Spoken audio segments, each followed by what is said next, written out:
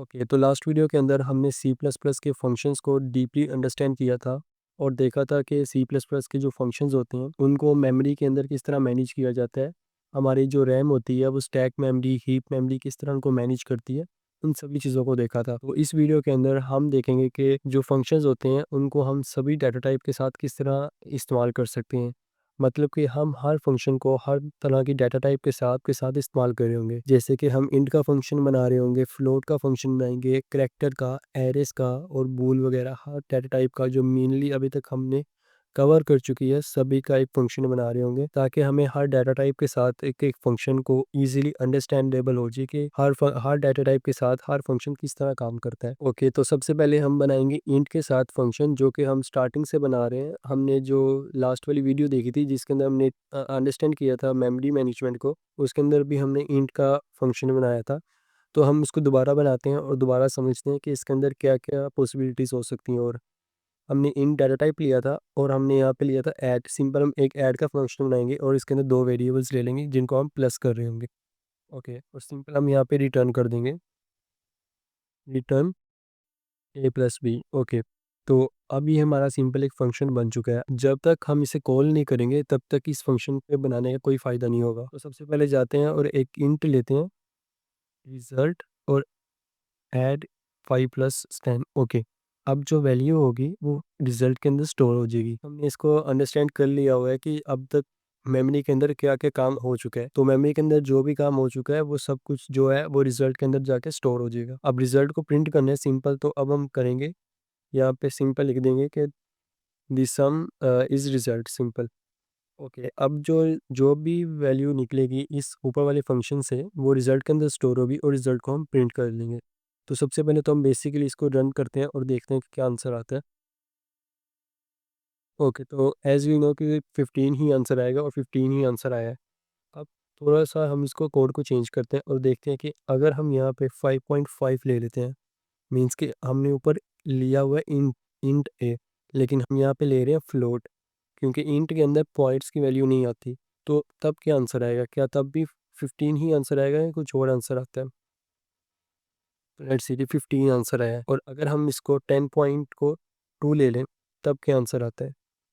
और तब भी 15 आंसर आया है। ओके, तो अगर हम यहाँ पे फ्लोट ले लें, अभी मैं इसको डीप आपको समझाऊंगा डीपली कि किस तरह काम कर रहे हैं। तब भी 15 ही आंसर आया अनटिल कि हम इस डाटा टाइप को चेंज करें और फ्लोट लिख दें। तो तब क्या आंसर आता है? तब भी 15 ही आंसर आ रहा है। और लास्ट में अगर हम इस रिजल्ट के वैल्यू को यहाँ पर फ्लोट लिख दें तो क्या आंसर आता है? और तब जाकर 15.5 आंसर आया। अब यहाँ पर क्या गेम हुई है कि यहाँ पर चेंज करने से हमें वैल्यू चेंज हुई है, अनटिल की ऊपर हमने जितनी भी चेंज की है तब कोई फ़र्क नहीं पड़ा। ऐसा क्यों हुआ? अब हम समझते हैं इस चीज़ को कि ऐसा क्यों हुआ। ऐसा बेसिकली इसलिए हुआ क्योंकि सबसे पहले तो हम इसको अपने वापस वहीं पे ले जाते हैं। अ, ओके, यहीं पे ओके। अब जैसे ही हमने इस फंक्शन को कॉल किया, यहाँ पे इंट को, इस फंक्शन को हमने यहाँ पे कॉल किया इस जगह पे, तो इसके अंदर 2 इंट की वैल्यू चलेगी। एक 5 इंट की वैल्यू है और एक 10 इंट की ही वैल्यू है। दोनों में इंट की वैल्यू स्टोर होगी जाके, यानी कि 5 इसके अंदर जाके स्टोर हो चुका और 10 इसके अंदर जाके स्टोर हो गया। लेकिन अगर हमने 5.5 लिखा यहाँ पे तो क्या हुआ? तब भी यही हुआ कि जब 5.5 था, जैसे ही वो इंट के पास गया तो इंट ने सिर्फ 5 को उठाया और जो 0.5 है उसको इग्नोर कर दिया। क्योंकि इंट जो है सिर्फ पॉजिटिव वैल्यू लेता है और नेगेटिव वैल्यू लेता है, पॉइंट्स वाली वैल्यू को नहीं लेता। तो इसीलिए उसने सिंपल 5 को उठाया और डॉट 5 को इग्नोर कर दिया। सिमिलरली 10 के केस में भी यही हुआ कि जब हमने 10.2 लिखा था तो उसने सिर्फ 10 को उठाया और 0.2 को इग्नोर कर दिया। अब उसके बाद जब हमने यहाँ पे फ्लोट लिखा था तब क्या हुआ था? जब हमने यहाँ पे फ्लोट लिख दिया तब तो ये पॉइंट वाली वैल्यू को लेगा। तो हाँ, ऑफ कोर्स ये पॉइंट वाली वैल्यू को लेगा। अब 5.5 लिखा हमने यहाँ पे। अब 5.5 जैसे ही इस फ्लोट के पास गया, इसने 5.5 ही अपने अंदर स्टोर कर लिया। ओके, अब जैसे ही आउटपुट डिस्प्ले हुआ तो आउटपुट की जो रिटर्न टाइप थी वो इंट थी। यानी कि जो रिटर्न टाइप होगी हमारे पास आंसर उसी ही डाटा टाइप के अंदर आएगा। चाहे यहाँ पे 5.5 हो और यहाँ पर 5 ही हो। अगर इंट जो है, अगर यहाँ पे जो डाटा टाइप है वो इंट की है तो हमारे पास विदाउट पॉइंट्स वैल्यू का आंसर आएगा। ओके, तो हम इसको ट्राई करते हैं अभी। लेट्स सी कि यहाँ पे हमने 5.5 लिख दिया और यहाँ पर मैं 4.4 लिख देता हूँ और इसको ज़रा कमेंट करते हैं और इसको भी कमेंट करते हैं और नीचे जाते हैं और यहाँ पर एक सेकंड इसको भी हम कमेंट ही कर देते हैं और इसको हम नीचे डुप्लीकेट करते हैं और अनकमेंट करते हैं और यहाँ पर इसके पैरामीटर्स को ख़त्म कर देते हैं ताकि और आसानी हो और सिंपल वर्डिंग में हम समझ आ सके। हमने सिंपल एक फंक्शन बनाया जो कि इन दोनों को प्लस कर रहा था। ओके, दो फ्लोट्स नंबर को प्लस कर रहा है लेकिन जो रिटर्न करेगा वो इंट के अंदर करेगा। अब हम सिंपल इसको कॉल करते हैं सी आउट और ऐड को कॉल करते हैं और यहाँ पर हम सिंपल इसे कॉल कर देते हैं। अब देखते हैं कि क्या आंसर आता है। अब हमने दो पॉइंट्स वाली वैल्यू को प्लस किया लेकिन आंसर अभी भी विदाउट पॉइंट आया, यानी कि पॉइंट वाला आंसर नहीं आया। लेकिन अगर हम इसी को ही फ्लोट कर देते हैं, यानी कि अब ये फ्लोट हो चुका है, ठीक है। अब आंसर पॉइंट्स में आएगा क्योंकि जो फ्लोट डाटा टाइप होती है वो जो वैल्यूज स्टोर करती है अपने अंदर वो पॉइंट्स वाली वैल्यू को स्टोर करती है। तो अब हमने रन किया तो पॉइंट्स वाली वैल्यू आ गई। ओके, अब यहाँ पे एक और क्वेश्चन बनता है। अगर हमने इंट ही लिया, नहीं यहाँ पे हम ऐसा करते हैं, यहाँ पे हम फ्लोट लेते हैं और यहाँ पर अब इंट की वैल्यू लेते हैं। ओके, 55 और 4 छोटी वैल्यू लेते हैं कोई। ओके, अब ये वैल्यू ली और अब आंसर क्या आएगा? अब आंसर 9 आया। क्यों, ऐसा क्यों हुआ? क्योंकि जो फ्लोट है वो पॉइंट्स वाली वैल्यू लेता है और ये आंसर एग्जैक्ट 9 निकल रहा है। लेकिन अगर हम थोड़ा डीपली अंडरस्टैंड करें, हम शायद ये भी कंफर्म नहीं होगा बताना, लेकिन एक्चुअल में ये 9 नहीं है, ये 9.0 लिखा हुआ है यहाँ पे। हम आगे वाली वीडियोस के अंदर देखेंगे कि कैसे 9.0 है। यहाँ पर एक वैल्यू है 9.0 और उसने पॉइंट 0 को इग्नोर किया हुआ है। जो मैथ्स होता है उसके अंदर भी ये रूल होता है कि पॉइंट 0 को जो लास्ट पे आ जाता है उसको इग्नोर कर दिया जाता है। इसी तरह यहाँ पे 9.0 है, एक्चुअल में यहाँ पे 9.0 है और उसने पॉइंट 0 को इग्नोर कर दिया है। तो होपफुली कि ये वाली जो फंक्शंस की प्रॉब्लम्स थी आपको समझ आई होगी कि किस तरह ये डाटा टाइप के अंदर चेंजेस हो रही होती हैं। अब हम देखते हैं इससे आगे वाली डाटा टाइप। फ्लोट को भी हमने देख लिया है और इंट को भी हमने देख लिया है यहाँ पे डीपली। ओके, इसको भी कमेंट करते हैं और अब हम देखते हैं करैक्टर की डाटा टाइप को। तो सबसे पहले तो हम करैक्टर लिख देते हैं जो कि रिटर्न टाइप होनी चाहिए। अब करैक्टर जो है वो अल्फ़ाबेट्स होता है ए से लेके जी तक, चाहे वो बड़ी एबीसी हो या फिर छोटी एबीसी हो। ओके, तो हम क्या करेंगे, यहाँ पे हम ग्रेड्स कैलकुलेट करते हैं। चलो ओके, ग्रेड्स को लेते हैं, ERADS ग्रेड्स, और यहाँ पर हम लिखते हैं सिंपल इंट मार्क्स। नंबरों की बेस पे हम ग्रेड्स देंगे। ओके, अब यहाँ पे हम रिटर्न यूज़ कर लें या इफ एल्स रिटर्न यूज़ कर दें। टर्नरी ऑपरेटर्स हमने पढ़े हुए हैं।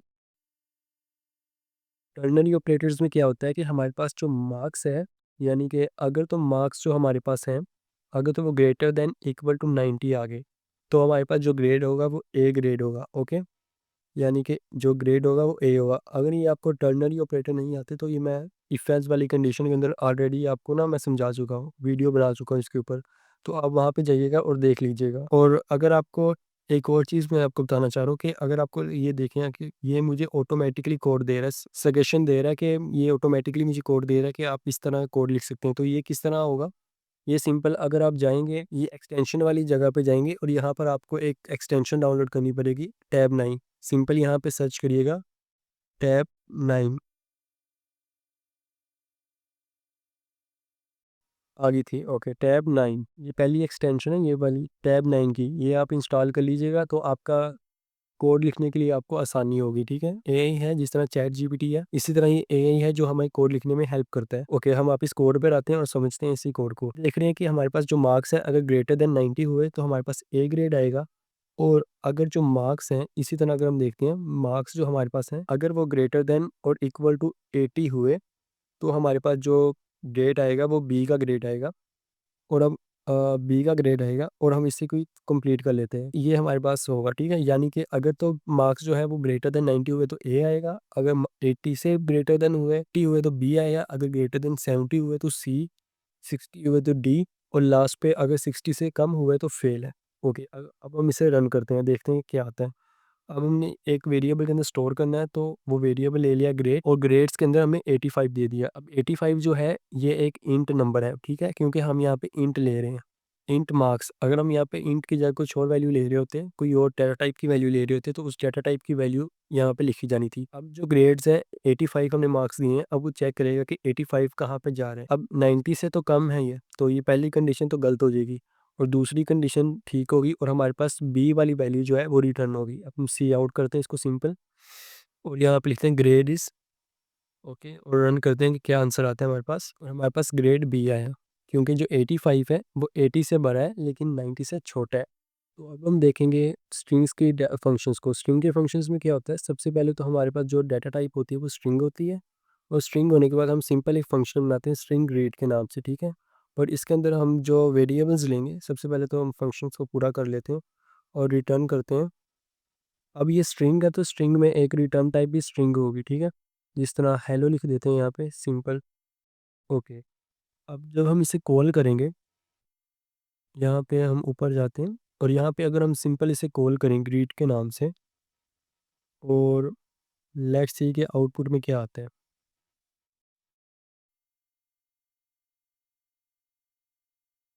और हमारे पास आउटपुट में कुछ भी नहीं आया। क्यों? ऐसा क्यों हुआ? क्योंकि हमने यहाँ पे सी आउट नहीं लिखा। ओके, दोबारा डन करते हैं और हेलो हेलो आ गया। ओके, अब हम चाहते हैं कि इसके अंदर जो वेरिएबल दूँ वो भी स्ट्रिंग टाइप का हो। यहाँ पे हम अपना नाम दे देते हैं। ओके, और यहाँ पे अब हम अपना नाम दिया है तो अपने नाम के लिए वजह से यहाँ पे पैरामीटर भी देना पड़ेगा यहाँ पे। तो अब यहाँ पे सिंपल एक पैरामीटर देते हैं स्ट्रिंग नेम से और यहाँ पे हम लगा देते हैं अब प्लस का निशान। अब जो ये प्लस का निशान है ये कनकैटिनेशन का निशान होता है, ठीक है। यानी कि दो स्ट्रिंग्स को आपस में जोड़ना। और यहाँ पे हम सिंपल नेम लिखेंगे, यहाँ पे हम सिंपल नेम लिखेंगे और इसको रन करेंगे। और रन करने से हमें हमारे पास जो आंसर आएगा वो हेलो, जो कि यहाँ पे पहले ही मौजूद था। ये कनकैटिनेशन का निशान है जो कि दो स्ट्रिंग्स को आपस में जोड़ता है। उसने जोड़ दिया आपस में किसको, नेम को, और नेम के अंदर क्या गया था, अब्दुल्ला, यानी कि मेरा नाम गया था इस नेम के अंदर। और इस नेम ने यानी कि इनडायरेक्टली अब यहाँ पर क्या पड़ा हुआ है, अब्दुल्ला। ओके, अब यहाँ पे इनडायरेक्टली अब्दुल्ला ही पड़ा हुआ है। अब इसने इस प्लस के ज़रिए इसको जोड़ दिया है। इसके बाद अब हम देखेंगे बूलियन फंक्शंस को, ठीक है। बूलियन फंक्शंस, अब बूलियन फंक्शंस में क्या होता है, बूलियन फंक्शन में दो ही चीज़ें होती हैं, या तो ट्रू होगा या फिर वो फॉल्स होगा। यानी कि कंडीशन सेटिस्फाई होगी या फिर कंडीशन सेटिस्फाई नहीं होगी। तो सबसे पहले हम बूल लिखते हैं जो कि डाटा टाइप होगी और इज़ इवन लिखते हैं। ओके, हमने इसकी बात नहीं माननी जो ये कह रहा है। इज़ इवन लिखते हैं और इंट नम ही लिख लेते हैं, चलो। ओके, अब रिटर्न में क्या करेंगे हम, रिटर्न में हम सिंपल करेंगे, रिटर्न में हम कर देते हैं कि अगर तो नम जो है वही जो हम करना चाह रहे थे वही उसने कर दिया। नम जो है अगर तो इक्वल टू ज़ीरो ज़ीरो हो गया तो ये ट्रू हो जाएगा, यानी कि ये तो इवन इवन कंडीशन होगी। और अगर जो नम है वो divided by 2 equal to zero ना हुआ तो ये कंडीशन फॉल्स हो जाएगी। तो सिंपल यानी कि अगर हम यहाँ पे लिखते हैं इन नम इक्वल टू 10। अब 10 को अगर जब हम डिवाइड करेंगे, मॉडुलस लेंगे 2 के साथ, तो अगर तो इक्वल टू 0 निकल आया तो ये कंडीशन ट्रू होगी और ये हो जाएगा इवन। तो हम यहाँ पे सिंपल लिख देंगे सी आउट और यहाँ पे लिखेंगे इज़ द नंबर इवन। तो इवन आ जाएगा, येस में आ जाएगा, और अगर अदरवाइज़ नो में आ जाएगा। तो सिंपल अगर हम इसे रन करते हैं तो ये कंडीशन जो है वो येस में आ जाएगा, simple is this number even और येस आ जाएगा, यानी कि जो 10 नंबर है। और अगर हम यहाँ पे और लगाना चाहें तो ओके है, ठीक है, इतना ही। होपफुली कि यहाँ तक ही समझ आ चुका होगा आपको।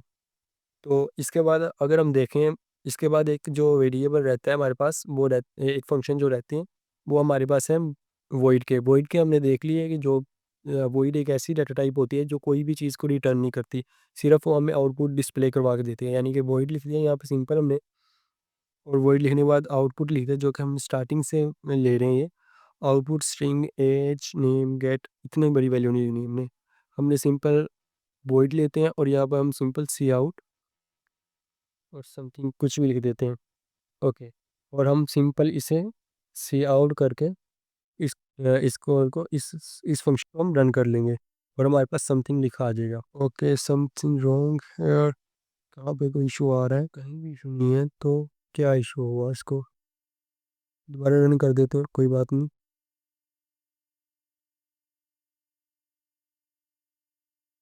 ओके, तो हमने टी वहाँ पे छोटा लिखा हुआ है और यहाँ पे हमने बड़ा लिख दिया। ओके, तो अब दोबारा रन करते हैं। Again same issue.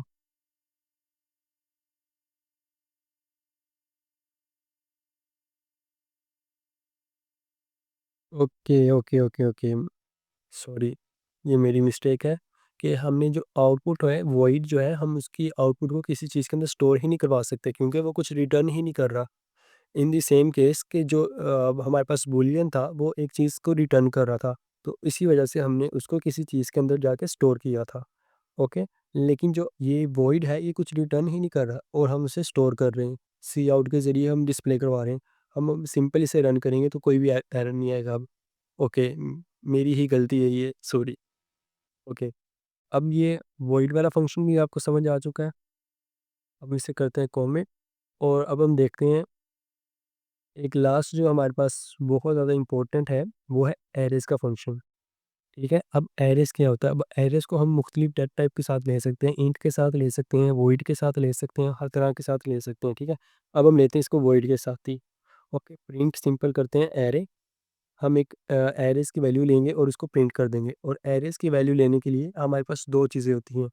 पहली तो जिसके अंदर एरे आएगा वो, और दूसरी कि कितने एरेज़ आएँगे। यानी कि हमारे पास एरेज़ बनाते हुए भी 2 चीज़ें होती हैं कि हम कितने का एरे बना रहे हैं और कितने नंबर उसके अंदर स्टोर होंगे। लाइक दिस वन, कि हमने इंट एरे और यहाँ पे हमने वैल्यू दे दी 10। अब ये 10 एरेज़ हैं यानी कि हम 10 नंबर इसके अंदर स्टोर करवा सकते हैं। इसी तरह हम इंट एक तो एरे लेंगे और एक इंट साइज़ लेंगे कि इस एरे का कितना साइज़ है। ठीक है? अब यहाँ पर हम एक लूप लगाएँगे। लूप्स हम कवर कर चुके हैं, तो लूप लगाएँगे सिंपल यहाँ पे हम, उसको डिस्प्ले करवाने के लिए।